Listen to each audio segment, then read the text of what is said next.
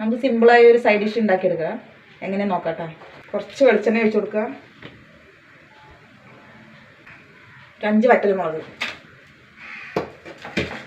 നന്നായി വറുത്തെടുക്കുക. മുളകായി 5 അല്ലി വെളുത്തുള്ളി. വെളുത്തുള്ളി ഒന്ന് വഴണ്ട് വരട്ടെ.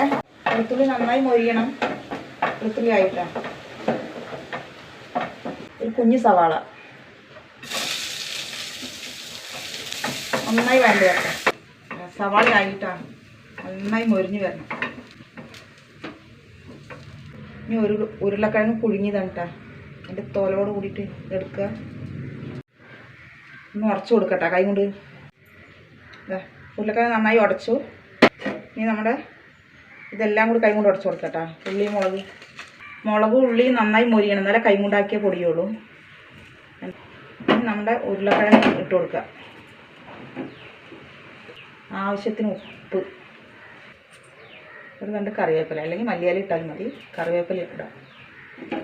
നന്നായി കുഴയ്ക്കുക. ഇതാ സൂപ്പർ ഡിഷാണ് കേട്ടോ. മാത്രം മതി ചോറിന്. അപ്പം നമ്മൾ ഇഷ്ടപ്പെട്ട സപ്പോർട്ട് ചെയ്യുക. ഉണ്ടാക്കാത്തവരൊന്ന് ഉണ്ടാക്കി നോക്കുക ഒരു പ്രാവശ്യമെങ്കിലും.